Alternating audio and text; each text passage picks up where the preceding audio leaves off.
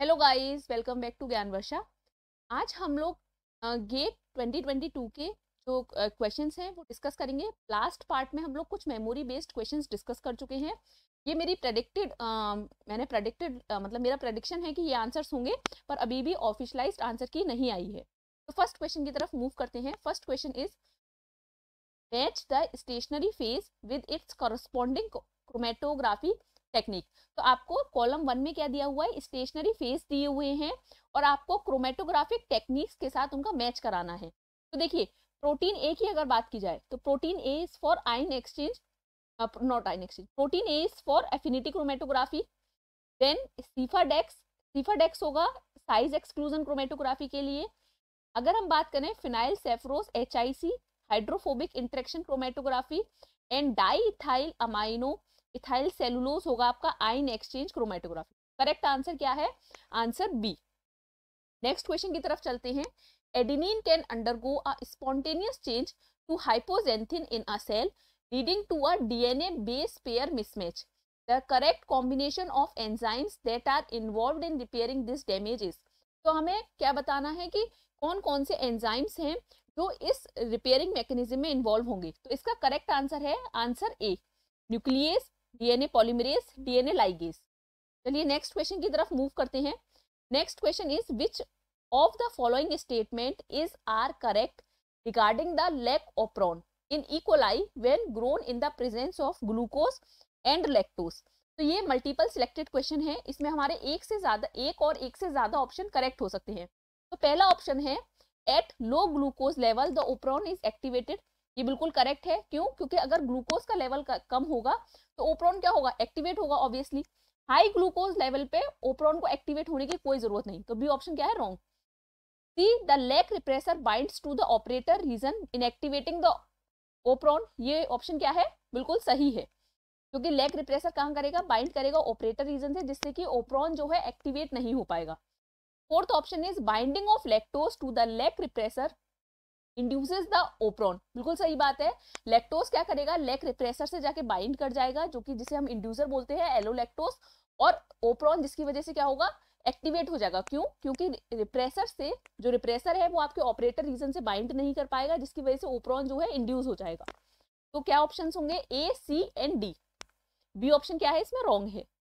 Next question की तरफ चलते हैं। Emerging viruses such as SARS-CoV-2 cause epidemics. Which of the following processes contribute to the rise of such viruses? तो ये भी मल्टीपल सिलेक्टेड क्वेश्चन है, इसमें एक से ज्यादा ऑप्शन क्या हो सकते हैं आपके, करेक्ट हो सकते हैं। तो देखिए, म्यूटेशन ऑफ एग्जिस्टिंग वायरस, ये ऑप्शन करेक्ट है। Jumping of existing virus from current to new host, ये भी करेक्ट है। Spreading of virus in the new host population, ये भी करेक्ट ऑप्शन है। Replication of virus outside a host, ये option wrong है। तो क्या होगा, A, B and C. Next question, introduction of foreign genes into plant cell can be carried out using. अगर आपको फॉरेन जीन को प्लांट सेल में इंट्रोड्यूस कराना है तो आपको किसको यूज करेंगे, ये भी एक मल्टीपल सिलेक्टेड क्वेश्चन है। देखिए, एग्रोबैक्टीरियम बिल्कुल सही। कैल्शियम मीडिएटेड प्लाज्मिक अपटेक, ये रॉन्ग है। क्यों? क्योंकि ये एनिमल सेल के लिए यूज करते हैं, यहाँ पर बात हो रही है प्लांट सेल के लिए। इलेक्ट्रोपोरेशन बिल्कुल करेक्ट है ऑप्शन। जीन गन बिल्कुल करेक्ट है। तो ए, सी एंड डी, ठीक है। चलिए next, a circular plasmid has 3 different but unique restriction site for enzymes A, B and C. When enzyme A and B are used together, 2 fragments of equal size are generated. Enzyme C creates a fragment of equal size only from one of the fragments generated by those cleaved by A and C. The plasmid is treated with A, B and C and analyzed by agarose gel electrophoresis. The number of bands observed in the gel, देखिए circular plasmid है, 3 restriction site हैं, तो कितना होगा इसका answer, इसका answer होगा 3। कितने नंबर ऑफ बेंड्स देखने के लिए मिलेंगे, 3। Next, a bacterial strain is grown in the nutrient medium at 37 degree Celsius under aerobic conditions. The media is inoculated with 10 to the power 2 cells from a seed culture. If the number of cells in the culture is 10 to the power 5 after 10 hours of growth, the doubling time of the strain is, आपको R में इसका answer देना है। तो देखिए, इसका answer होगा 1.003। आप इसको बहुत इजीली कैलकुलेट कर सकते हैं। पहले आप क्या करेंगे कि आप आप n is equals to log n minus log n naught divided by log 2 से इसका n की वैल्यू निकाल लेंगे। log n पे यहाँ पर आप रखेंगे 10 to the power 5 minus 10 to the power 2, ठीक है, और log 2 की वैल्यू रख देंगे 0.301, तो जाएगा 10 log 10 to the power 5 minus log 10 to the power 2 divided by 0.301, ठीक है। जब आप इसको कैलकुलेट करेंगे तो 5 माइनस 2 डिवाइडेड बाय 0.301, जब आप इसको सॉल्व कर लेंगे देन जनरेशन टाइम का, डबलिंग टाइम का फॉर्मूला होता है time is equal to T by N. T आपको दे रखा है 10 आवर्स, ठीक है, और आपको आर में ही कैलकुलेट करना है, और एन जो है यहाँ से कैलकुलेट करके आ जाएगा। जितनी वैल्यू यहाँ से कैलकुलेट करके आएगी आप उसे डिवाइड में रख दीजिए, ठीक है, और तो आपका आंसर आएगा 1.003।